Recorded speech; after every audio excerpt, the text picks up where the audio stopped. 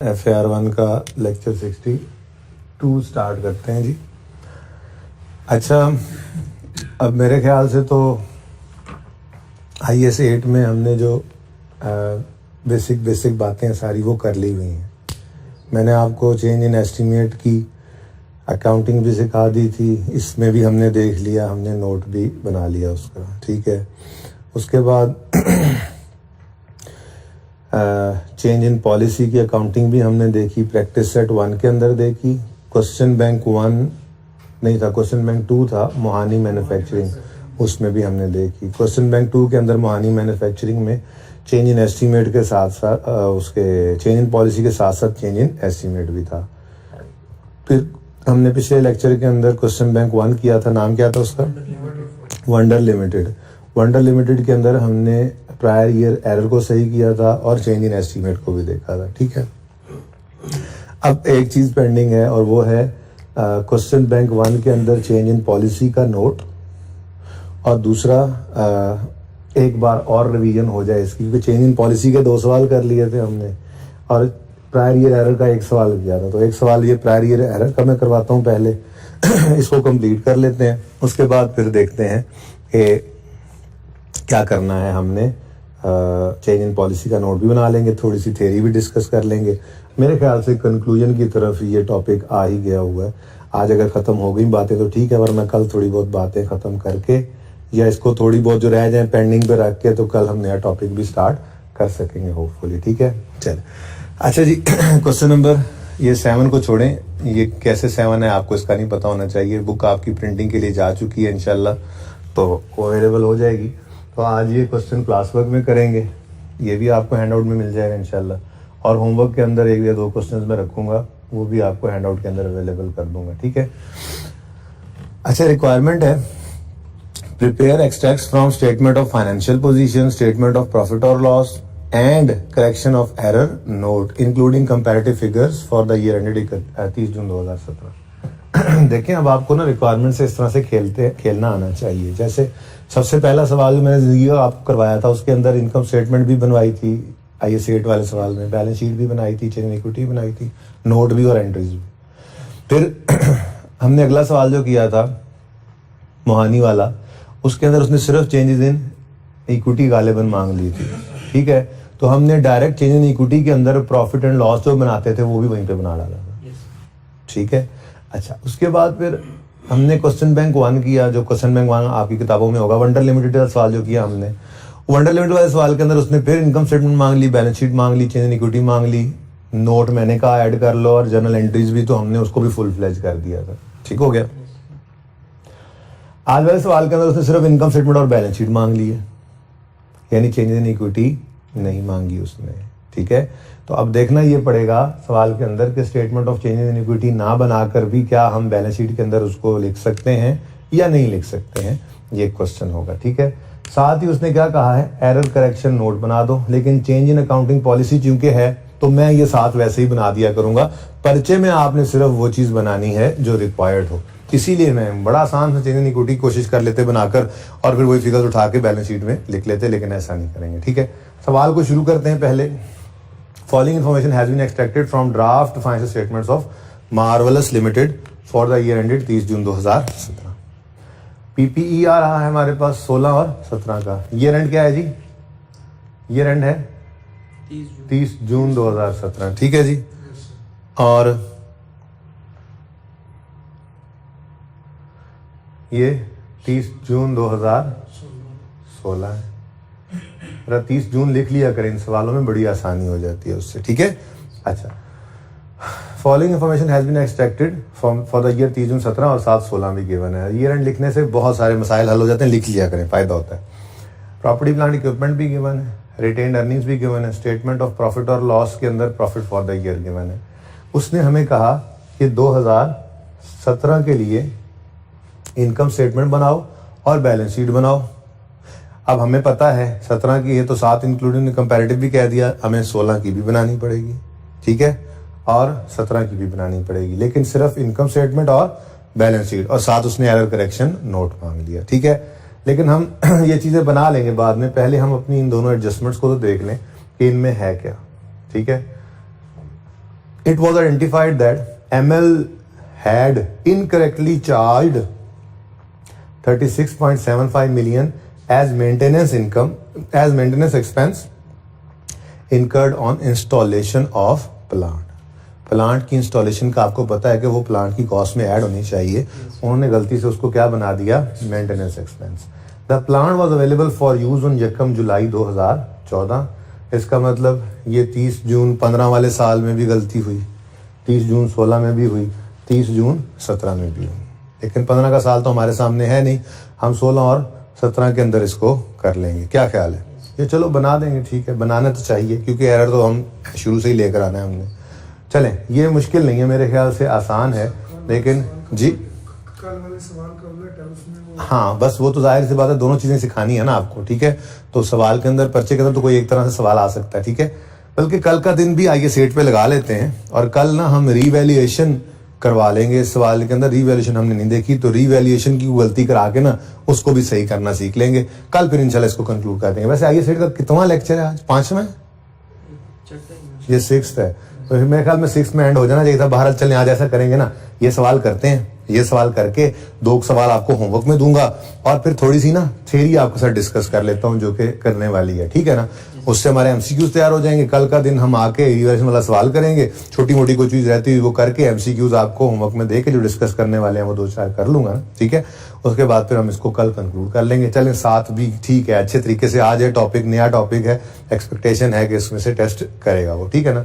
अच्छा, तो बहरहाल ये एडजस्टमेंट अभी हो जाएगी, मसला कोई नहीं है। लेकिन 1 जुलाई 14 है तो फिर 15 वाला साल है ना, 15, 16, 17 3 साल की हम वो टाइमलाइन बना लेंगे, एंट्रीज करेंगे। जो एंट्री सवाल को पैरों पे खड़ा करने वाली होती हैं, जर्नल एंट्रीज कहते तो वो एंट्रीज नहीं होती, याद है ना, ये सारी बातें याद तो है ना। अच्छा, फिर कहते हैं इन view of significant change in expected pattern of economic benefits from an item of equipment. अब ये प्लांट भी इसमें पड़ा होना है पीपीई में और ये इक्विपमेंट भी इसी में है, ठीक है ना। It has been decided to change the adaptation method from reducing balance to straight line.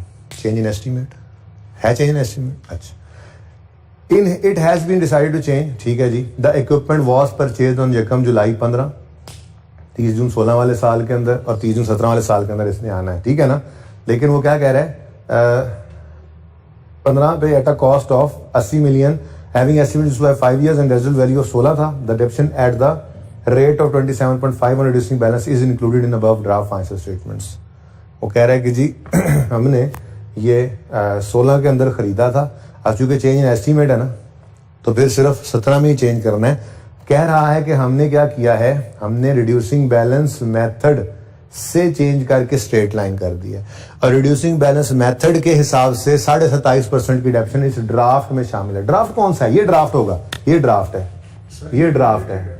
हाँ जी, ये पिछला साल है भाई, ये तो यूजर्स के पास पहुंच चुका है। ड्राफ्ट तो होगा ये वाला साल जिसमें हम मौजूद हैं। तो चेंज इन एस्टीमेट है तो पिछले साल को तो छेड़ना ही नहीं है, हमने अपने करंट ईयर को ही देखना है, ठीक है। और अगला उसूल आपको पता है, नोट बनाने के लिए, हालांकि रिक्वायर्ड नहीं है नोट, लेकिन मैं आपके साथ चेंज एस्टीमेट का नोट भी आपको बनवाता आ रहा हूँ, ठीक है ना। अच्छा, अब इस सवाल के अंदर ना जी एक गड़बड़ है, वो ये है कि रेजिडुअल वैल्यू भी सवाल के अंदर है। तो लेट्स सी इसको चेंज एस्टीमेट के नोट में कैसे डील करते हैं, हम देखेंगे इंशाल्लाह, ठीक है। अच्छा, ये चीज भी पेंडिंग थी हमारी, ओके। अच्छा, ठीक है जी, कोई इतना मसला नहीं है। ML balances pertain the following balances pertain to ML statement of financial position. और ओ अच्छा, 30 जून 15 इधर दिया हुआ है, बदतमीज आदमी, इसको भी इधर लिख दो। बड़ा परेशान था ना मैं, क्योंकि सवाल पढ़ते पढ़ते मुझे आइडिया हो गया था कि ओपनिंग रिटेन्ड अर्निंग्स अवेलेबल कोई नहीं, ठीक है ना। यानी कि हमारे पास ये 30 जून 2015 की रिटेन्ड अर्निंग्स अवेलेबल कोई नहीं है, ठीक है। ये होंगी तो आगे चलेंगे, ठीक है ना। तो ये बेसिकली उसने ना अलग से दे दिया था, फनकारी लगा दी थी। तो पीपीई 30 जून 15 पर कितना है, 650। चलो ये भी मिल गया हमें, डाटा तो गिवन था, ठीक है जी। और रिटेन्ड अर्निंग्स कितनी है जी, 180, यही तो हमें चाहिए होती हैं, ठीक हो गया। और बाकी कुछ नहीं, प्रॉफिट्स वगैरह, क्योंकि प्रॉफिट वैसे भी आपको याद होगा हमें सिर्फ 2 साल के चाहिए होते थे, ऐसा ही है ना, सही है। तो प्रॉफिट एंड लॉस अकाउंट सिर्फ 2 साल का चाहिए होता था और बैलेंस शीट हमें चाहिए होती थी 3 साल की। ओके हो गया, डन हो गया। तो बैलेंस शीट हमें 3 साल की मिल गई है प्रॉफिट एंड लॉस तो चाहिए ही 2 साल। सुकून हो गया जी, चलें शुक्र है। अच्छा अब उस पॉइंट को आखिरी वाले को काट ना दें हम, ऐसे ही फजूल में ये ना लगे को पॉइंट पड़ा हुआ है। इग्नोर टैक्स तो बहुत बड़ी नेमत है FAR 1 के अंदर, वरना इस टॉपिक पे 11-12 दिन लगा करते थे। ठीक है, ये मैंने यहाँ से उठा के यहाँ पे लिख दिया। ठीक हो गया, सवाल अब इतना सा रह गया बस। तो पॉइंट नंबर 1 और पॉइंट नंबर 2, तो वर्किंग 1 हम कर लेते हैं जी, उसमें हम अपनी टाइमलाइन बना लेते हैं।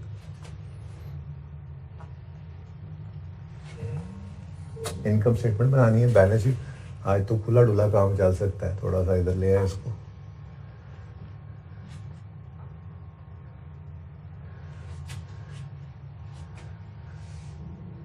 एक साल ज्यादा ही खुला डुला ना हो जाए ज्यादा ही खुला डुला हो जाए। 1 साल, 2 साल और 3 साल। चले जी, मैं तो कहता हूं ट्राई मारें।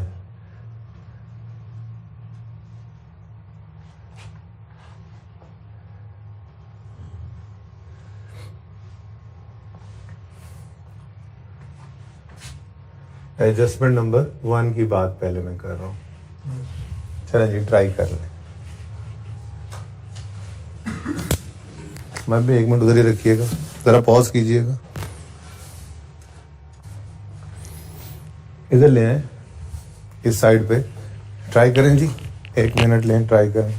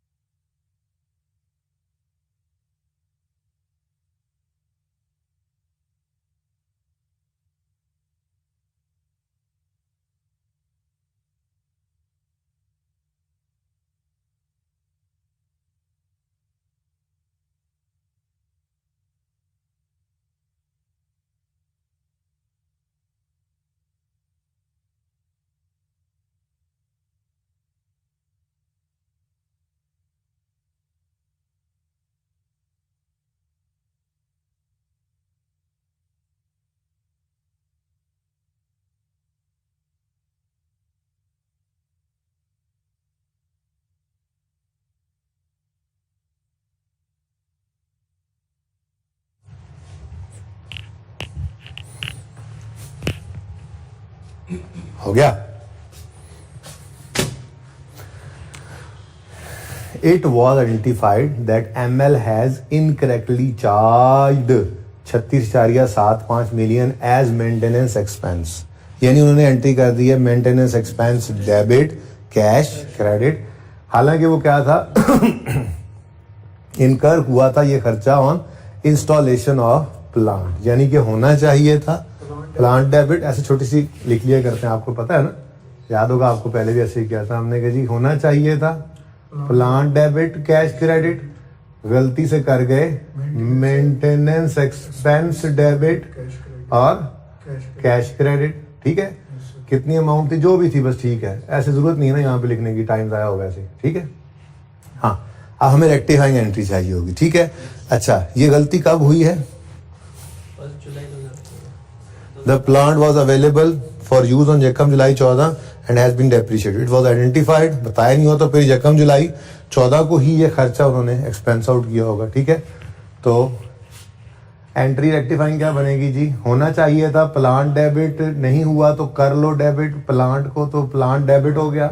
और मेंटेनेंस एक्सपेंस ये होना था, नहीं हुआ कर दो, ये होना था हो गया, कुछ ना करो। मेंटेनेंस एक्सपेंस गलत डेबिट हुआ, सही करने के लिए क्या कर दो, मेंटेनेंस एक्सपेंस क्रेडिट हो गया 36.75। ठीक हो गया जी, दिल तो कर रहा है राउंड कर लूं, लेकिन चलो अब सवाल ने फिगर ही ऐसे दी हुई है।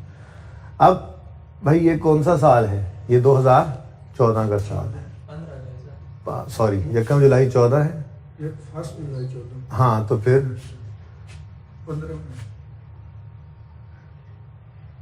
लिख ही लेते हैं एक बार, यकम जुलाई 14 14, 30 जून 15 15, ठीक है जी, 30 जून 16,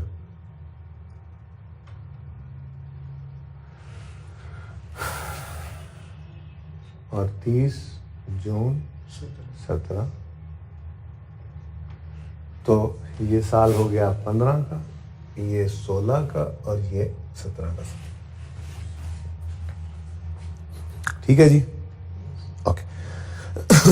अच्छा, अब ये आपको पता है कि एसेट गड़बड़ कर जाए तो डेप्रिसिएशन की गड़बड़ तो साथ ही है, ठीक है ना, ये बड़ी मजे की बात होती है। तो फिर उसको बताना पड़ेगा कुछ ना कुछ। तो कहता है and had been depreciated. The plant was available for use on Jakam July 14 and had been depreciated on straight line basis over useful life of 4 years. अब वो कह रहा है प्लांट डेप्रिशिएट हुआ ना, ये 36 तो प्लांट में ऐड ही नहीं हुआ था, तो डेप्रिशिएट होने से भी रह गया था। तो ये डेप्रिशिएशन रहती है तो डेप्रिशिएशन चार्ज करनी पड़ेगी। इतनी लंबी सोच कौन सोचे, सादा सी बात। एसेट बढ़ रहा है तो डेप्रिसिएशन को भी बढ़ा लो। एसेट बढ़ रहा है, कम हो रहा है, प्लांट डेबिट, एसेट बढ़ रहा है, एसेट बढ़ रहा है, डेप्रिसिएशन को भी बढ़ा दो। डेप्रिसिएशन बढ़ाने की एंट्री डेप्रिसिएशन एक्सपेंस डेबिट, और अक्यूमुलेटेड की बजाय एसेट को ही क्रेडिट कर दो। बल्कि मैं तो यूं कहूंगा, इधर देखो, क्योंकि यहाँ पे प्लांट अलग से नहीं लिखा हुआ, पीपीई लिखा हुआ है, तो प्लांट की बजाय पीपीई ही कर दो डेबिट, ताकि एंट्रीज करने में, चीजों को पहुंचाने में आसानी रहे। ठीक है ना, प्रॉपर्टी प्लांट इक्विपमेंट क्रेडिट। अब हाँ भाई, डेप्रिसिएशन 36.75 डिवाइडेड बाय 4 years, ये 1 साल की डेप्शन है, और यकम जुलाई 14 से ही गड़बड़ है, तो यकम जुलाई 14 से 30 जून 15 तक पूरा साल डेप्शन होगा ना। हाँ, कितना 9.19। ये सवाल की वजह से मैंने थोड़ी सी इज्जत कर दी सवाल की, वरना हम तो आपको पता है राउंड ही कर देते होते हैं। ठीक है ना, क्योंकि सवाल ने एक्सप्रेसली ही समझो इसको पॉइंट्स में लिख दिया था, तो मैंने कहा अच्छा नहीं लगता, सवाल क्या कहेगा, बुरा लगता है, सवाल कहेगा, नाराज हो जाए सवाल कि यार मैंने सवाल लिख के तो दिया आपको। Okay, next. ये ना एक एडजस्टमेंट को मैं सामने रखता हूं, ठीक है ना, दूसरी एडजस्टमेंट जो है मैं उसको छेड़ा ही नहीं, एक को अलग देखना, ऐसे बीच में मिक्स नहीं करते चीजों को। ठीक है, अगले साल फिर ये गलती सही करेंगे, अगले साल प्लांट वाली गलती तो हर साल सही नहीं होती, वंस था, लेकिन डेप्रिसिएशन का मामला हर साल ही होगा, तो अगले साल भी डेप्रिसिएशन एक्सपेंस डेबिट और पीपीई क्रेडिट। आसान सा सवाल है, हर साल डेप्रिसिएशन सेम ही आएगी 9.19, डेप्रिसिएशन एक्सपेंस डेबिट और पीपीई क्रेडिट 9.19। ठीक हो गया जी, एडजस्टमेंट 1 इज ओवर। ठीक,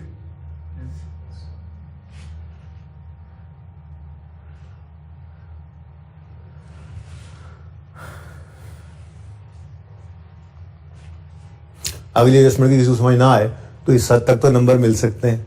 क्या ख्याल है? गलत इनकम स्टेटमेंट बैलेंस शीट बनानी है ना, गलत प्रॉफिट उठा के ले जाओगे सही कर लोगे, गलत बैलेंस शीट का आइटम ले जाओगे सही कर लोगे। ठीक है, बहरहाल फिलहाल तो चले, अभी हमें तो आता है। ओके, एडजस्टमेंट नंबर 2 देखो भाई क्या है, क्या कह रहा है जी, हमने method of depreciation reducing balance method से बदलकर स्ट्रेट लाइन मेथड कर लिया है।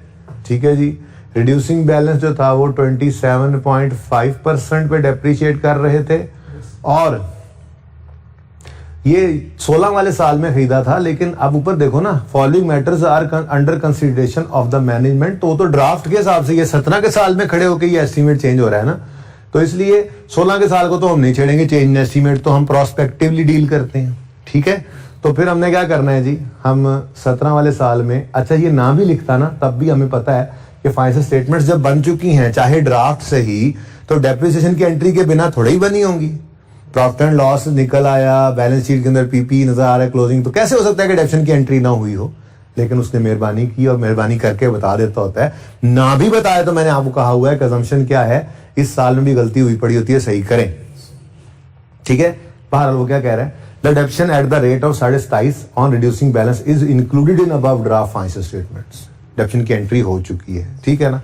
एनीवेज आप छोटी सी वर्किंग मुझे पता है करेंगे, लेकिन आपको चूंकि रिड्यूसिंग बैलेंस मेथड है, आपको ये एसेट को लेकर आना पड़ेगा 1 जुलाई 15 से, फिर आप उसको 30 जून 16 तक डेप्रीशिएट करोगे, फिर आप उसको 30 जून 17 तक डेप्रीशिएट करोगे पहले, ठीक है ना। अब ये तो होगी उसकी डेप्रीसिएशन यहाँ से निकल आएगी जो उन्होंने चार्ज कर दी है। फिर आप कहोगे ओ हो स्ट्रेट लाइन मेथड से तो ये बनता है, क्या बनता है, वो कह रहे हैं the equipment was purchase and cost of 80 having useful life of 5 years, having estimated useful life of 5 years। तो भाई चेंज इन एस्टिमेट को तो आपने इफेक्टिव करना होगा 1 जुलाई 17, ये 30 जून से होना, साल के पहले दिन, और उस दिन 1 साल गुजर चुका होगा, 4 रहते होंगे, और स्ट्रेट लाइन मेथड से भी डेप्शन निकाल लेंगे। मुझे पता है आप कर लेंगे 2-3 मिनट में ये adjustment. Go ahead. Working 1 open की है ना, तो वर्किंग 2 ओपन करें। वर्किंग 2 के अंदर पुरानी वाली डेप्रिसिएशन निकालें इस तरह डिटेल वर्किंग करके, और नई वाली डेप्रिसिएशन को कैलकुलेट करें जल्दी से। उधर रहने दें आमिर भाई।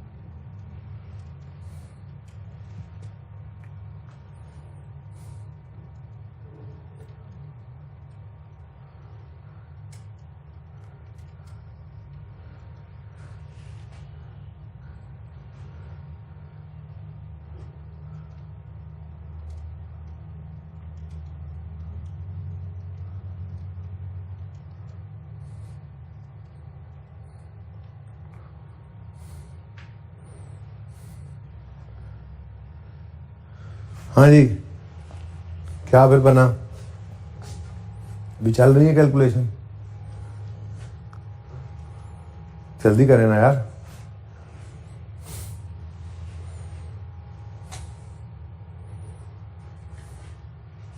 अच्छा, तो देखें आप, इन view of significant change in expected pattern of economic benefits from an item of equipment, it has been decided to change the deduction method from reducing balance to straight line. The equipment was purchased on 1 July 15 at a cost of 80, having estimated useful life of 5 साल and residual value of 16 million. आगे ना पढ़ो, बल्कि आगे पढ़ ही लो। और कहता है the deduction at the rate of 27.5 on reducing balance is included in above draft financial statements. यानी अगर पुरानी बात करें तो कितनी कॉस्ट थी जी इसकी? 80 मिलियन का ये था, और 27.5 के हिसाब से डेप्रीशिएट हुआ। कितना सीधा साधा सवाल है। 1 जुलाई 15 को एसेट खरीद रहा है ये, है जी, तो सारे फ्रैक्शन से आपको बचाया हुआ है इसने। बोलो 22 एग्जैक्ट 22 आ गया, बुक वैल्यू आ गई 58, ठीक है जी। 58 को अब इधर देखो, ये जो 58 है ना, इस पे 27.5% लगा है।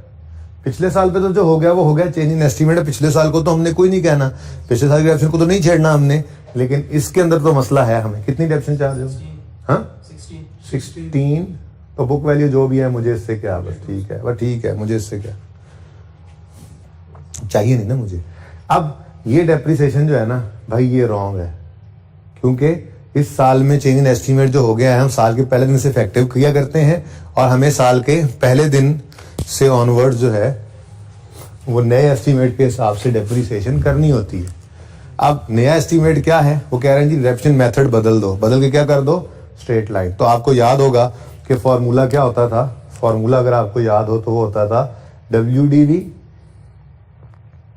Eight the date of change in estimate. Estimate, याद आ रहा है कुछ कुछ, Yes. Minus revised Residual. Residual value Yes, sir. Over remaining useful life. याद आई कुछ बातें। Yes, sir. अब WDV at the date of change in estimate क्या है भाई, 17 वाले साल में एस्टीमेट चेंज हो रहा है तो हम तो साल के पहले दिन ही लेकर आएंगे इसको। तो साल के पहले दिन की बुक वैल्यू यही तो है 30 जून 16 का मतलब यकम जुलाई 16 भी तो होता है। तो हम 58 लिख रहे हैं। ये क्या है जी, WDV at the date of change in estimate. Residual value के बारे में सवाल ने कोई नहीं बताया, तो इसका मतलब जो रेजुअल वैल्यू सवाल में स्टार्ट पर थी, मतलब चेंज के बारे में कोई ना बताया, तो जो स्टार्ट में थी वही रहेगी। ठीक है, वो कहता है equipment was purchase at a cost of 80 having useful life of 5 and रेजुअल value of 16। ये जो 16 पहले थी, अगर नहीं कोई चेंज आया, सवाल ने नहीं बताया, तो ये 16 ही लेंगे। बोलो। Yes, sir. और साल कितने गुजर गए हैं, एक गुजर गया, रिमेनिंग कितने हैं, 4, 5 टोटल थे ना, तो डिवाइड बाय 4 ईयर्स। जी कितना आ गया, 10.5. 10.5 आ गया। और ये क्या है जी, मैं यूं कह रहा हूं कि ये ओरिजिनल है या करेक्ट है। अब डेप्रिसिएशन चार्ज होनी चाहिए थी 10.5 की, हो गई है 16 की। ये समझ आती है, यही आंसर निकले थे तुम लोगों के, Yes, sir. या पहुंचे नहीं अभी यहां तक, बोलो। यही आंसर निकले थे। अच्छा, अब 16 की डेप्शन चार्ज हो गई है, होनी चाहिए थी 10.5, तो ज्यादा चार्ज हो गई है। सही करने के लिए क्या करोगे, रिवर्स करोगे, कम करोगे। डेप्शन चार्ज करने की एंट्री क्या है, depreciation expense debit PPE credit. Reverse करने की एंट्री क्या होगी, PPE debit depreciation expense credit. और कितने से भाई, 5. इधर देखो 16 और 10.5 का फर्क 5.5। ठीक है, इस साल में कुछ करेंगे, No, sir. ये 22 की डेप्शन को चेंज करें, नहीं, चेंज एस्टीमेट में हम वापस नहीं जाया करते, करंट ईयर और फ्यूचर ईयर्स को बस छेड़ते हैं। ठीक हो गया जी, लो भाई कहानी खत्म, सवाल खत्म हो गया। अब हमें क्या करना है, अब हमने 30 जून को थोड़ा सा ऐसे करना है, पहले तो 30 जून 17, और यहां पे आपके अगली रिक्वायरमेंट डाल लेते हैं।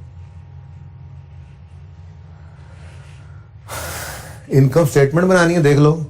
Prepare extracts from statement of financial position and statement of profit और लॉस। आगे नोट की बात कर रहा है, तो statement of profit and loss, इसके एक्सट्रैक्ट्स।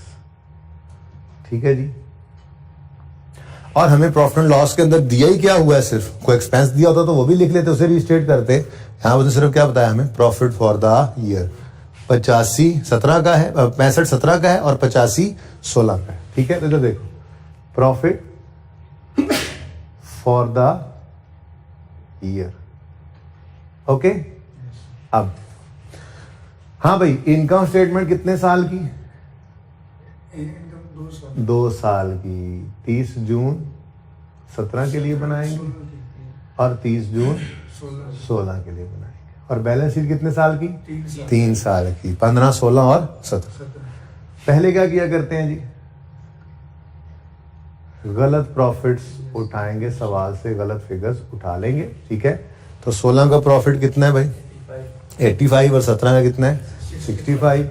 तो ये गलत प्रॉफिट्स लिख लो, 85 और 65। ठीक है जी, अब एडजस्टमेंट्स कर लेते हैं। प्रॉफिट एंड लॉस के लिए रूल क्या था, जिस साल में खड़े हैं सिर्फ उसी साल को सही करते हैं, और बैलेंस शीट में आज तक ऐसा समझ होती है। ठीक है, तो 15 का साल तो हमारे पास प्रॉफिट एंड लॉस में है ही नहीं। 16 के साल की बात करें तो 16 के साल में डेप्रीसिएशन एक्सपेंस, डेबिट मतलब बढ़ रहा है, एक्सपेंस का बढ़ना प्रॉफिट को कम कर देगा, तो -9.19। ठीक हो गया। नेक्स्ट ईयर आए 17 में, तो 17 में अब 16 को नहीं देखना है। इनकम स्टेटमेंट बनाते हुए 17 में खड़े हैं तो सिर्फ 17 को देखना है, ठीक है। तो 17 के साल में आए तो एक्सपेंस 9.19 से बढ़ रहा है और at the same time expense 5.5 से कम भी हो रहा है। मैं तो कहता हूं अलग अलग ही लिख लेते हैं, क्या ऐसे नेट करके गलती करें। सादा बात, एक्सपेंस 9.19 से बढ़ गया तो एक्सपेंस का बढ़ना प्रॉफिट को 9.19 से कम कर देगा, ठीक है। अगली एडजस्टमेंट, एक्सपेंस 5.5 से क्रेडिट मतलब कम हो रहा है, एक्सपेंस का कम होना प्रॉफिट को बढ़ा देगा। तो भाई बेसिक जो पकड़े रखेगा ना, सवाल जैसा मर्जी आ जाए वो हमसे हो जाया करेगा इंशाल्लाह, ठीक है। तो बताओ भाई 16 का सही प्रॉफिट कितना है? 75.81 और 17 का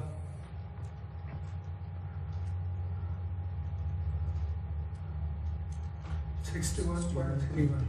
देख लो 17, अच्छा 17 ये है, सॉरी मैं ऊपर वाला देख के जा रहा हूँ मैं कह रहा हूँ पता नहीं क्या 61.31 मैं टोटल ये करने लगा। हाँ भाई, इसमें से सरताज का इलाज Restated. रिस्टेटेड लिखना है 16 पर, लेकिन 17 पर नहीं लिखते हैं, ठीक है। नोट करें बगैर इधर देखे।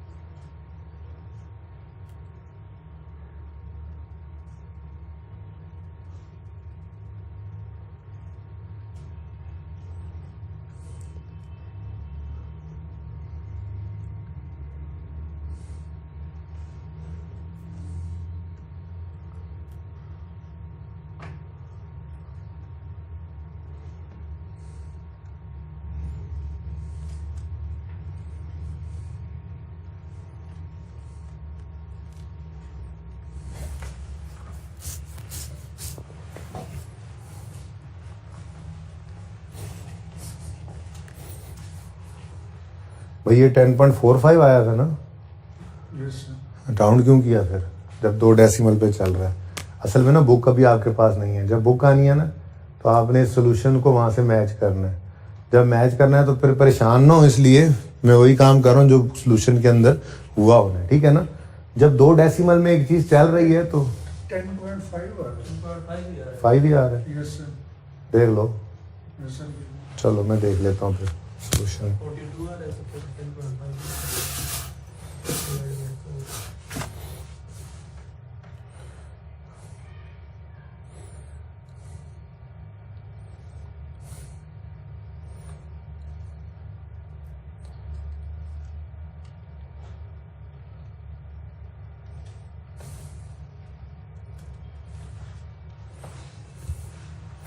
और यहाँ पे क्या आ रहा था?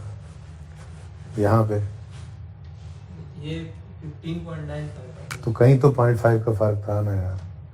15.95 9.5. तो इन दोनों का डिफरेंस जो है वो 5.45 बनता है, ठीक है ना। ये बेटा कोई मसला नहीं है, वो भी ठीक था, बिल्कुल ठीक था, कोई गलती नहीं है, कोई नंबर नहीं कटने। ये सिर्फ और सिर्फ इसलिए मैंने ये तकलीफ उठाई है। दोबारा देख लो, ये फर्क बनता है, Yes, sir. दोनों का ये फर्क बनता है ना। सिर्फ इसलिए तकलीफ उठाई है ये कि जब बुक आपकी आनी है ना 2-3 दिन में, तो ये बुक के अंदर सारे क्वेश्चन मौजूद हैं। आपने ऐसा कहना हाँ ये क्वेश्चन तो हमने किया, वैसे करके सोल्यूशन ओपन करना है और साथ देखना है। तो 0.5 में तो इतना टाइम भी ना लगे आपको कि यार ये क्या हुआ, अच्छा राउंडिंग का ढूंढने में टाइम ना लगे आपको। मैं ये कह रहा हूँ कि आप, क्योंकि वहां पे थोड़ा तरतीब डिफरेंट होती है सवाल करने की, वर्किंग्स करने की थोड़ी बहुत, ठीक है ना। तो आपको आंसर एज इट इज सामने नजर आना चाहिए कि बिल्कुल सही जा रहा है, ठीक हो गया। हाँ भाई, यहां तक को मसला। No, sir. Statement of financial position, statement of financial position, इसके एक्सट्रैक्ट्स बना लेते हैं। अब इसके अंदर जो कुछ पहले गड़बड़ मौजूद है वो लिख लेते हैं। पीपीई है और रिटेन्ड अर्निंग है। तो पीपीई नॉन करंट एसेट्स में आता है। Yes, sir. अब यहाँ पर हमें 15, 16 और 17 तीनों गिवन है, तो सवाल से गलत फिगर्स उठाकर पहले ये मुफ्त के नंबर तो ले लें। तो 650, 612 और 700, 650, 612 और 700। कैसा लगा ये वैसे ये वाला टॉपिक? इजी है? Single entry से जी ओके। उसके बाद रिटेन्ड अर्निंग्स है। अच्छा, इसमें टैक्स नहीं है ना, इसलिए ज्यादा परेशानी नहीं हो रही है आपको। टैक्स आए तो थोड़ा प्लस माइनस सोचना पड़ता है ज्यादा। बहरहाल वो जो कोई IAS 12 FAR 2 में पढ़ते हैं तो करंट टैक्स डेफर टैक्स की मिक्सिंग जो IAS 8 के साथ होती थी उससे आप बच गए। तो वहां पे 11-12 दिन लगते थे, यहाँ पे 6-7 दिन में होता हुआ नजर आ रहा है। ठीक है, नेक्स्ट है जी रिटेन्ड अर्निंग्स और एक्सट्रैक्ट्स में ऊपर एसेट्स यहाँ पे नीचे। ठीक है, रिटेन्ड अर्निंग्स पर मसला ये है कि रिटेन्ड अर्निंग्स भी आज हमें मेरे दोस्तों यहीं पर बनानी पड़ी। क्यों, क्या वजह है? पहले तो ये जो है वो फटाफट फिगर आ जाया करती थी, रेडीली अवेलेबल होती थी। आज क्या हुआ फिर? Change in equity statement of change in equity हमने बनाई ही नहीं है। जब वो बनाई नहीं है तो फिर डायरेक्ट डायरेक्ट ही करना पड़ेगा, वो बैलेंसेस तो अवेलेबल नहीं है। चलो गलत वाली फिगर्स तो उठाएं सवाल से, फिर देखते हैं जी। 180, 240, 275, 180, 240, 240, 275। 275। लो भाई, तैयार है? Yes, sir. 15 के साल के लिए 15 को देखेंगे, उससे पहले कुछ गिवन नहीं है ना। 16 के साल के लिए 15 और 16 दोनों को देखेंगे। 17 के साल के लिए 15, 16 और 17 तीनों को देखेंगे। बैलेंस शीट है। ठीक है, तो पहले बात कर लेते हैं जी पीपीई की। प्रॉपर्टी प्लांट इक्विपमेंट 36.75 से डेबिट हो रहा है यानी बढ़ रहा है, और 9.19 से क्रेडिट हो रहा है यानी कम हो रहा है। तो दोनों को अलग अलग लिखते हैं। नेट क्या करना है ऐसे? इधर देखो आमिर भाई, यहां से ही लगा होगा फ्रेम। ठीक है ना, दोबारा इधर करने की जरूरत तो नहीं पड़ रही जी। तो 650 में 36.75 ऐड हो जाएगा, Yes, sir. डेबिट हो रहा है ना पीपीई, और फिर 9.91. 9.9119 माइनस हो जाएगा। ठीक हो गया, सही है। 16 के साल में गए, इधर देखो, तो पहले ये लिख लिया करो एज इट इज 36 पॉइंट, ये आसानी होती है, रीस्टार्ट करना होता है ना। 9.19 ठीक हो गया। अब उसके बाद ये देखो, ये हमने क्या लिखा पहले, ये देखो ये 15 था ना, 15, ये एज इट इज पहले सारा क्या आ गया, 15 आ गया। अब 16 को देखो, 16 में पीपीई 9.19 से कम हो रहा है, 9.19 से कम हो रहा है, क्रेडिट मतलब कम, तो माइनस 9.19। ये जनाब हमारा 16 वाले साल का इंपैक्ट आ गया। अब इधर देखो, जब 17 में गए तो पहले आंखें बंद करके ऊपर वाला सारा एज इट इज रीस्टार्ट करना है ना, इसको उठा के ऐसे लिख लो 36.75 माइनस 9.19 माइनस 9.19। इधर देखो ये सारे का सारा क्या है, 16। ठीक है ना, सारे का सारा क्या है, 16। अब आए 17 पे, तो 17 के अंदर पीपीई 9.19 से क्रेडिट हो रहा है यानी कम, कम हो रहा है।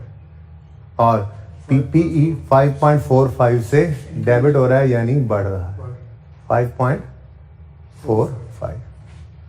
यार इसको ना, ताकि जरा अच्छी सिमेट्री रह जाए, इसको 15 कर लें। ठीक है जी,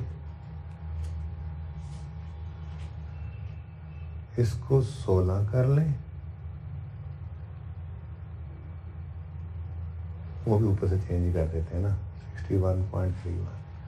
ठीक है, और जब बैलेंस शीट की बारी आएगी तो ये 17, सॉरी तो 30 जून 17 आएगा, 30 जून 16 आएगा, और 30 जून 15 आ जाएगा। ठीक है ना, और सरताज का इलाज रीस्टेटेड लिखा हुआ था ऊपर हमने। ठीक है ना, अच्छा लो भाई, रीस्टेटेड क्यों, इधर देखो, इसको जो बैलेंस शीट इनकम स्टेटमेंट गई होगी पिछले साल, उसमें 85 का प्रॉफिट था। आज आप जब फाइनेंशियल स्टेटमेंट्स को भेज रहे हैं तो उसमें आप कंपैरेटिव में 75 लिख रहे हो तो उसको बताओ रीस्टेटेड है, और आगे बताओगे जाहिर है आप नोट के अंदर जाके, ठीक है ओके। क्योंकि 17 ड्राफ्ट है तो इसका प्रॉफिट 65 था, आपने 61 दे भी दिया, उसको क्या पता 65 था पहले, इसलिए इसके ऊपर रीस्टेटेड नहीं लिखते थे। हर रोज वही बातें दोबारा दोबारा हम कर रहे होते। ओके अच्छा, नेक्स्ट आता है जी, अब सॉरी बैलेंस शीट बन रही थी बल्कि बन गई है, 15 का बता दो। 677.56 लेकिन रीस्टेटेड लिखना मत भूलना। उसकी वजह ये देखो, उसकी वजह ये है कि जो 30 जून 15 को उसको बैलेंस शीट गई है उसमें 650 के पीपी नजर आ रहे हैं, ठीक है। नेक्स्ट ईयर 16 में 630.70 अच्छा 630.37, लेकिन इसको भी क्या करना पड़ेगा आपको, रीस्टेटेड लिखना पड़ेगा, क्योंकि 16 के साल में जो रिटेन अर्निंग उसको गई हुई है वो पीपी जो गया वो 612 है, आप 630 बता रहे हैं। हाँ 17 के साल में रिलैक्स रहे, 714.63 इसके ऊपर रीस्टेटेड लिखने की जरूरत नहीं। ठीक हो गया। नेक्स्ट रिटेन्ड अर्निंग्स, कोई टेंशन की बात नहीं है। रिटेन्ड अर्निंग्स डायरेक्ट बनाई तो थी आपने, वो जो आपने स्टेटमेंट इक्विटी डायरेक्ट बनाई थी उसमें क्या था, ओपनिंग में प्रॉफिट की एडजस्टमेंट ही तो थी, ठीक है ना, तो कोई मसला नहीं है। आपने ये क्लोजिंग रिटेन्ड अर्निंग्स पकड़नी है 180 जो लिख चुके हैं आप, ठीक है। और इसमें देखना है, देखो मेरी बात सुनो, सादा सी बात है, 15 के साल की गलतियों को 15 की रिटेन्ड अर्निंग में सही करना है या नहीं करना। अब रिटेन्ड अर्निंग में क्या जाना है, पीपीई के इम्पैक्ट में जाना है, एसेट्स लायबिलिटीज में जाना है, नहीं रिटेन्ड अर्निंग्स में एसेट्स लायबिलिटीज के इम्पैक्ट में नहीं जाना। रिटेन्ड अर्निंग में हमने डालने हैं इनकम्स एक्सपेंसेस के इफेक्ट को, क्योंकि प्रॉफिट एंड लॉस तो हमारे पास इस 15 के साल का है नहीं। मैंने माना कि यहां से आप प्रॉफिट उठा सकते हो, लेकिन चूंकि रिटेन्ड अर्निंग्स बना नहीं रहे इसलिए हर इम्पैक्ट को डायरेक्ट लेना भी सीख ही लेते हैं। हो सकता है कभी प्रॉफिट एंड लॉस ना बनवा, डायरेक्ट ही बैलेंस शीट बनवा दे, फिर क्या ख्याल है, समझ रहे हो, ठीक है ना। तो हम 1 बाय 1 शुरू करते हैं 15 के साल में, लेकिन बैलेंस शीट है, रिटेन्ड अर्निंग्स एज ऑन होती हैं आज तक के प्रॉफिट्स, तो रीस्टार्ट भी करना पड़ेगा, ठीक है। तो डायरेक्ट रिटेन्ड अर्निंग बना रहे हैं इस सवाल के अंदर हम। एक्सपेंस 36.75 से कम हो रहा है, 15 में जो एक एक्सपेंस कम हुआ तो ये प्रॉफिट को 15 वाले प्रॉफिट को क्या करेगा, बढ़ा देगा। वेरी गुड, 36.75 से बढ़ा देगा। आगे बढ़ो, और फिर एक एक्सपेंस है जो डेबिट यानी बढ़ रहा है 9.19 से। इस एक्सपेंस का बढ़ना 15 के प्रॉफिट में 15 के साल में एक एक्सपेंस बढ़ रहा है, तो उससे 15 के प्रॉफिट्स कम होंगे, लेकिन वो प्रॉफिट्स कहां पड़े हैं, रिटेन्ड अर्निंग्स में पड़े हैं, तो रिटेन्ड अर्निंग्स में -9.19 कर दो, ठीक है, सही है ना। आगे बढ़ते हैं, 16 के साल में आए तो उधर 16 के साल में जाने से पहले हमने क्या किया, क्योंकि बैलेंस शीट बन रही है, रीस्टार्ट करना है, तो पहले एज इट इज 15 आ जाएगा। क्यों, और भाई रिटेन्ड अर्निंग्स तो एज ऑन है ना, जो पिछले साल प्रॉफिट के इम्पैक्ट पड़े हैं रिटेन्ड अर्निंग्स पे, वही क्लोजिंग तो ओपनिंग नहीं ना बन गया आपका सही किया हुआ, उसने तो अपना क्लोजिंग ओपनिंग बनाया होगा जिसमें ये इम्पैक्ट नहीं होंगे। तो यहां पे भी वही उसूल है जो ऊपर उसूल है, बैलेंस शीट के हर आइटम के अंदर हमने रीस्टार्ट ही करना होगा। अब ये तो असर आ गया वही 15 का, ये देखें ये 15 था, ये 15 आ गया। अब 16 की बात करते हैं। अब 16 में आए, 16 में क्या हुआ जी, एक्सपेंस 9.19 से बढ़ गया, एक्सपेंस का बढ़ना प्रॉफिट को कम कर देगा 9.19 से, ठीक हो गया।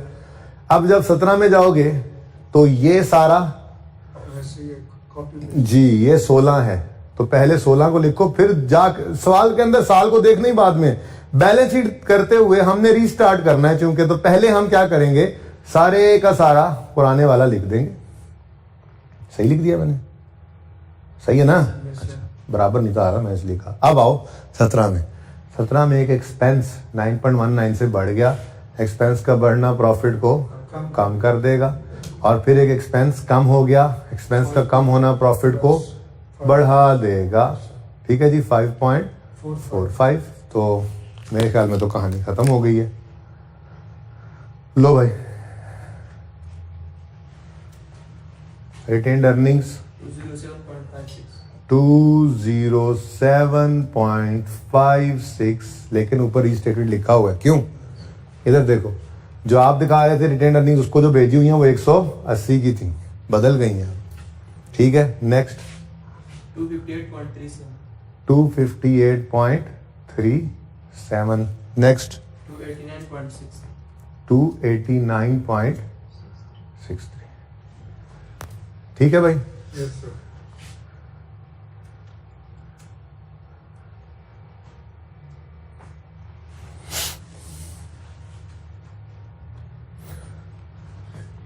अब भाई क्या हो गया, क्या होगा? नोट आएगा। नोट अब कहाँ बनाए? चलो आ जाएगा, चलो ट्राई मारते हैं। आपको पता है क्या, ऊपर चीजें आपने नहीं लिखी हुई वो लिख लेनी है। ये है मार्वलस लिमिटेड। इधर देखें, अपने सोल्यूशन के ऊपर आपने यूं लिखना है मार्वलस, हर एक के ऊपर नंबर मिलते हैं इसके। Marvellous limited, statement of profit and loss, extracts, और नीचे फॉर द ईयर एंडेड 30 जून, फिर 17 और 16। ऐसे ही यहाँ पे भी लिखना है आपने। ओके, ऐसे ही यहाँ पे भी लिखना है आपने। ये लाजमी लिखिएगा, लाजमी लिखिएगा, लाजमी लिखिएगा, तीनों के ऊपर सब कुछ। ठीक है, मैं यहाँ पे डायरेक्टली अब लिख रहा हूँ नोट। ठीक है, notes to the financial statements में नोट नंबर, कभी 8 भी लिख लिया करो, 9, 7, 15 जी। क्या है जी? एरर करेक्शन नोट है, yes sir. Correction of error. और ये अंग्रेजी आवाज तो मैं नहीं लिखवा रहा, ये आपने लिखवा दी ना भाई दोनों सवालों के अंदर एक एक बार। ठीक है, यहाँ पे क्या लिखोगे? ये एज इट इज पॉइंट उठा के लिख दोगे। ML एज इनकरेक्टली चार्ज इतने, एज मेंटेनेंस कॉस्ट, बस कहानी खत्म। तो अंग्रेजी लिख दोगे। शुरू स्टार्ट कर तो मैं, इट वॉज आइडेंटिफाइड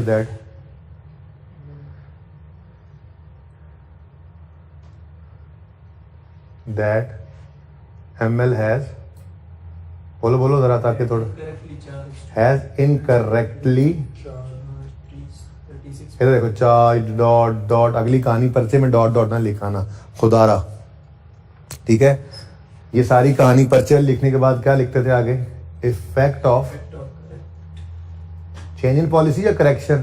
करेक्शन हाँ जी, effect of correction on relevant items, line items of financial statements are as follows। ठीक है जी।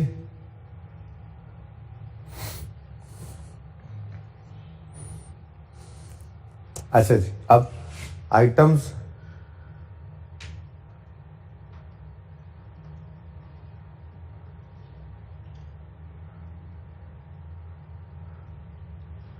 affecting statement of comprehensive income। अच्छा, स्टेटमेंट ऑफ कम्प्रीहेंसिव इनकम कितने साल की बनेगी भाई? बोलो बोलो बोलो। 2 साल की होती है ना, 2017 और 16। ठीक है, लेकिन चूंकि ये करेक्शन ऑफ एरर नोट है, इसलिए 17 के साल को बनाना ही नहीं है। ठीक है, ये आपको याद करवाने के लिए काटा हुआ है। पर्चे में एरर करेक्शन नोट हो तो 17 के साल में खड़े हो तो सिर्फ 16 की इनकम। ये इसलिए याद कराया क्योंकि पहले ऊपर तो सारा काम वैसे ही करके आए थे, बस नोट के अंदर आगे ना पॉलिसी चेंज हो तो फिर 17 को भी प्रेजेंट। अच्छा जी, माजरत, जरा एक ब्रेक लगवाई गई बैटरी की वजह से। अच्छा, अगर आप लोगों की इजाजत हो तो बल्कि यूं लिख देता हूं, 30 जून 17 और 30 जून 16। ठीक है, तो ये हम कर चुके थे। अगर मैं कह रहा था आप लोगों की इजाजत हो तो मैं आइटम्स अफेक्टिंग SOFPs के बाद आता है, लेकिन जगह नहीं है, इस तरफ लिख दूं? Yes sir. आप लोग तो तरतीब से ही लिखेंगे ना? Items affecting Statement. SOFP पूरा लिखना है आपने पर्चे। अब इधर देखें, ये अब बैलेंस शीट 3 साल की बनती है, बोलो। Yes, sir. 30 जून 17, 16, 30 जून 16 30 जून 15, और 30 जून 15. 15। ठीक है जी। लेकिन चूंकि एरर करेक्शन नोट है तो इसलिए 17 नहीं बनाना आपने, 16 और 15 बना देना। करें शुरू, चलो। हाँ जी, अपनी रेक्टिफाइंग एंट्रीज में देखो, मेंटेनेंस एक्सपेंस इंपैक्ट पड़ रहा है, पड़ रहा है नहीं पड़ रहा? मेंटेनेंस इंक्रीज डिक्रीज की जगह नहीं छोड़ी, ठहर जो इंक्रीज भी हो सकता है डिक्रीज भी हो सकता है। मेंटेनेंस एक्सपेंस है, चलो देखते हैं भाई। सिर्फ 16 को देखना है, सुकून हो गया। और इनकम स्टेटमेंट बनाते हुए 16 के साल में सिर्फ 16 को ही देखोगे। हाँ भाई, तो 16 के साल में तो मेंटेनेंस एक्सपेंस हिट हो ही नहीं रहा, पुरसुकून जिंदगी, काट दो। ठीक है, ओके।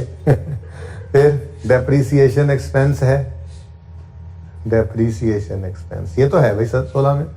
डेप्रीसिएशन एक्सपेंस 9.19 से डेबिट हो रहा है यानी बढ़ रहा है, तो increase in Depreciation. Depreciation expense कितने से? 9.19 से। ठीक हो गया बेटा। उसके बाद दूसरी चीज जो हिट हो गई थी 16 के साल में, वो है 16 के साल का प्रॉफिट। तो प्रॉफिट फॉर द ईयर के लिए प्रॉफिट लॉस देखने की जरूरत नहीं, हम हर चीज ही एंट्रीज से बनाते हैं। ये सारा सवाल हमारे कदमों पे, सवाल अपने कदमों पे, हमारे कदम अपने कदमों पे जो खड़ा हुआ है वो इन्हीं एंट्रीज की बुनियाद पे खड़ा हुआ है। ठीक है ना? तो हम हर चीज के लिए इन एंट्रीज को ही देखते हैं, क्योंकि देखो ना, पता नहीं कौन सी चीज मंगवा ले। पर्चे में हमसे कहे इनकम स्टेटमेंट बना दो तो भी हम एंट्री से देख के बनाएंगे, कहे सिर्फ बैलेंस शीट बना दो इसी से देख के बना रहे हैं, कहे सिर्फ नोट बना दो तो भी एंट्री से देख के बना रहे हैं। किसी चीज की मोहताजी नहीं लेनी यहां से। ठीक हो गया? चलो, तो प्रॉफिट फॉर द ईयर के लिए हम 16 के साल में इनकम स्टेटमेंट बनाते हैं तो 16 को ही देखेंगे ना। ठीक है, तो 16 के साल में एक एक्सपेंस 9.19 से बढ़ रहा है। ठीक है, एक्सपेंस का बढ़ना प्रॉफिट को कम कर देगा, कितने से? 9.19 से। तो डिक्रीज इन प्रॉफिट है 9.19। ठीक हो गया जी। आगे आते हैं जी बैलेंस शीट में। बैलेंस शीट के अंदर एक तो हमारा पीपीई पे इम्पैक्ट पड़ रहा है Yes, sir. और दूसरा रिटेन्ड अर्निंग्स है। पीपीई सिंपल, 15 के साल में सिर्फ 15 को देखेंगे, 16 के साल में 15 और 16 को देखेंगे, 17 का साल बनाना ही नहीं है, जिंदगी आसान। ठीक है, तो 15 के साल में आप आए, आपने देखा पीपीई 36.75 से बढ़ रहा है और 9.19 से कम हो रहा है। पीपीई 36.75 से बढ़ रहा है प्लस Yes, sir. और 9.19 19 से कम. से कम हो रहा है। तो नेट में बढ़ रहा है या कम हो रहा है? बढ़ रहा है. बढ़ रहा है। तो फिर कितने से बढ़ रहा है वैसे? To 27.56. 27 गायब हो गया जरा थोड़ा सा, 27.56 56. से पीपीई में क्या आ गया? Increase. इंक्रीज। ठीक है जी। Yes, sir. 16 के साल में जाएंगे तो 16 के साल के अंदर 15 को भी देखना है और 16 को भी देखना है। तो 16 के साल में भी पीपी 9.19 से कम हो रहा है जी। Yes, sir. तो थोड़ा सा नीचे करके वर्किंग कर लेते हैं अब। प्लस 36.75 पहले लिखा, 9.19 लिखा, ये तो हो गया पिछला साल 15। अब 16 में भी 9.19 से ये कम हो रहा है, तो नेट में 18.37. 18.37 से इंक्रीज आ गया। अच्छा सर चेक तो करें, वैसे ही चेक तो करें। 30 जून 16 में जो उसको भेजा था उसमें पीपी 612 पे नजर आ रहा था। ठीक है, अब हमने जो बनाकर दिया है उसमें पीपी 630 पे नजर आ रहा है। दोनों का फर्क कितना है? 612 और 630 का 18.37। तो सही तो जा रहे हैं। ठीक है,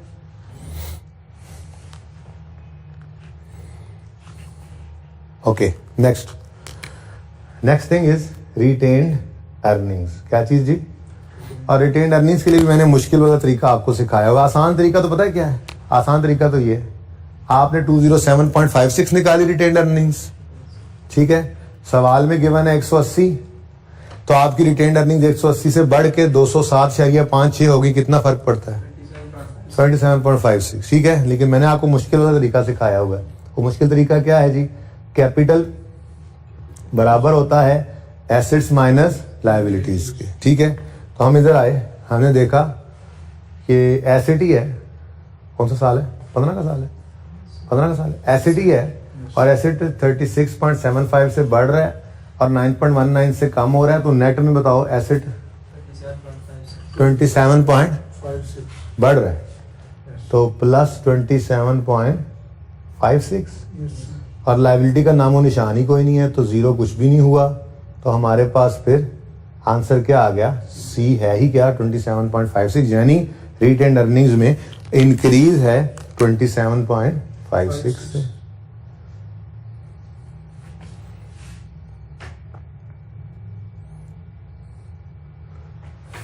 ठीक है जी। अगले साल में गए तो अगले साल के अंदर C इज इक्वल टू अब 16 तक देखना है, इकट्ठा ही देखना है। तो ये आपने बताया था कि 27 पॉइंट कितना? 27.56 से पीपी बढ़ रहा था, 9.19 से कम हो रहा है। तो नेट करके बताओ 18.37 से बढ़ रहा है अभी भी पीपीई, और लायबिलिटीज हैं कोई नहीं।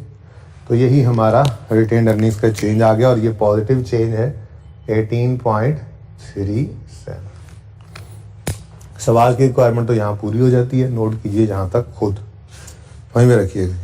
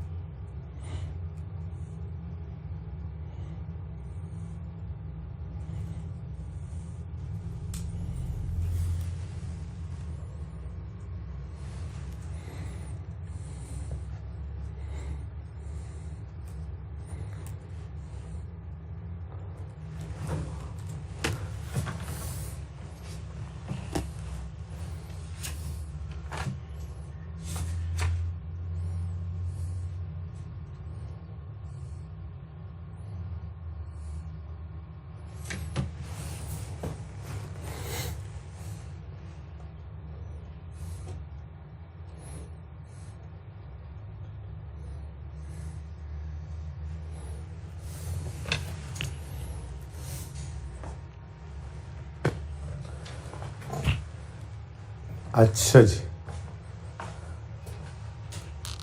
उसके बाद भाई अगली चीज जो एक एडिशनल चीज है वो है चेंज इन पॉलिसी का नोट।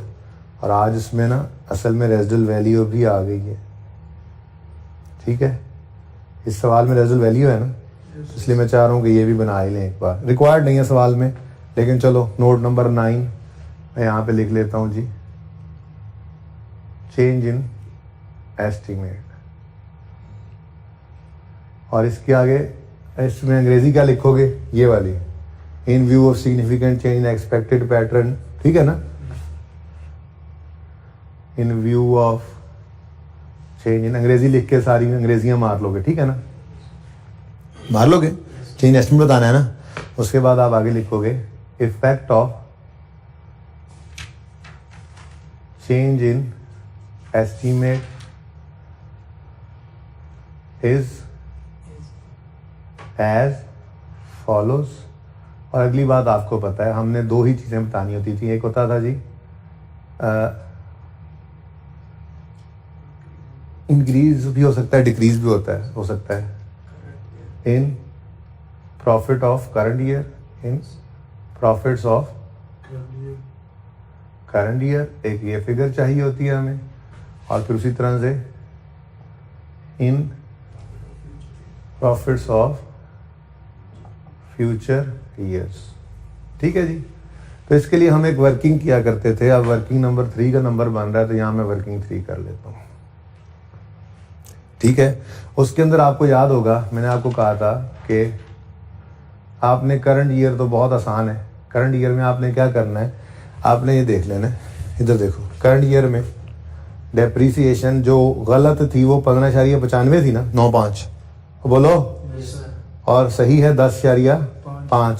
तो जो हमने सही किया है तो करंट ईयर के अंदर डेप्रीसिएशन 5.45 से क्या हुई है, कम। डेप्रीसिएशन एक्सपेंस करंट ईयर में डेप्रीसिएशन कम हुई है 5.45 से, जिस वजह से प्रॉफिट बढ़ जाएगा 5.45 से, ठीक है। तो वहां के ऊपर हम लिख देंगे increase in profit of current year 5.45, ठीक है। अच्छा, अब जब बारी आती है ना फ्यूचर ईयर्स की, तो ये तो एज इट इज आना ही आना है, ये तो पहले से ही सिखा दिया था। डेप्रीसिएशन बढ़ा लो 5.45 से और प्रॉफिट्स को कम कर लो।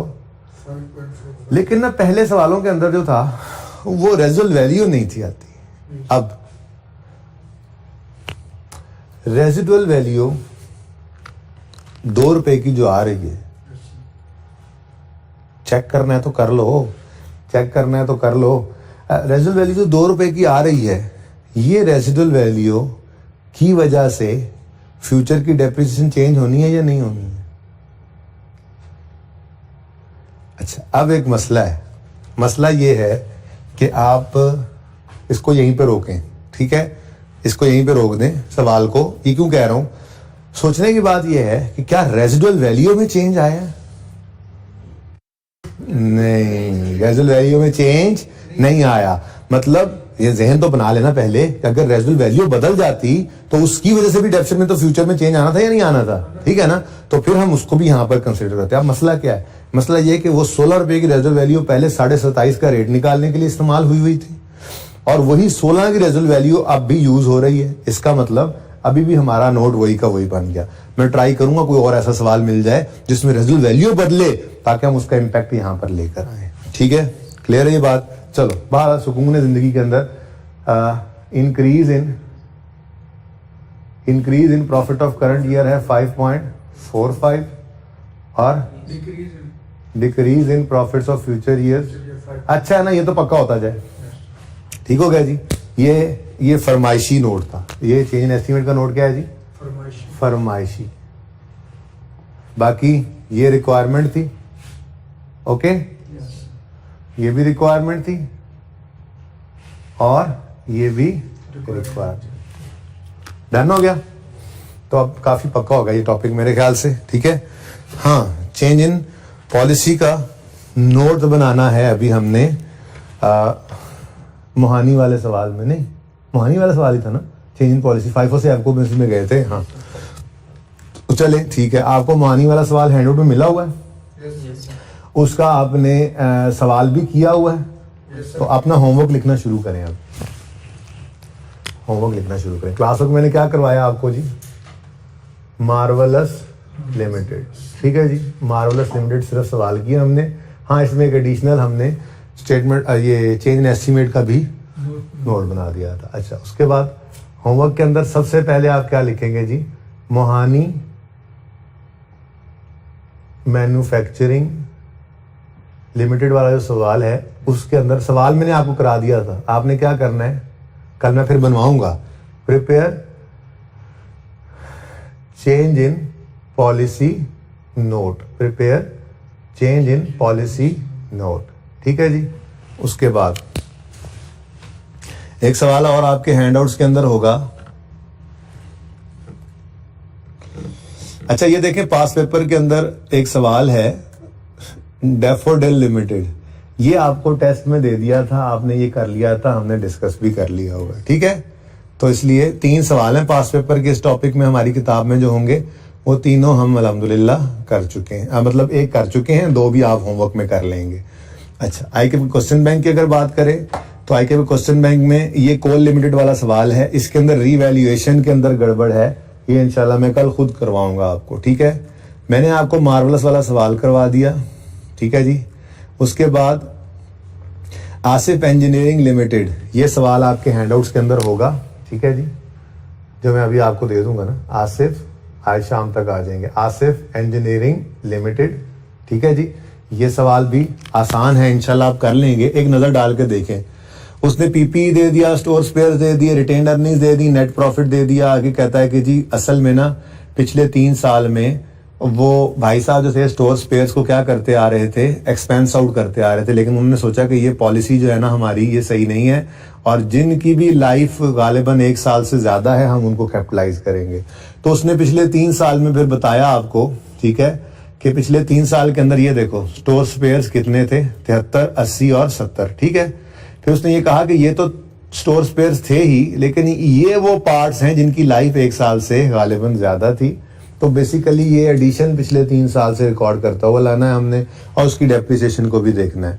तो इसको भी ट्राई किया जा सकता है, क्या ख्याल है? किया जा सकता है। इनकम स्टेटमेंट बनानी है, बैलेंस शीट बनानी है, चेंजेस इन इक्विटी बनानी है, ओके, ठीक है। तो एक ये सवाल आपके होमवर्क में होगा। चलें फिलहाल इसको एक को ही रख लें, ठीक है, एक सवाल ही रख लें ये वाला, ठीक है। और थ्योरी भी इंशाल्लाह अब मैं कल ही पढ़ाऊंगा, आज जरा बच्चे भी कल आ जाएंगे, ठीक है।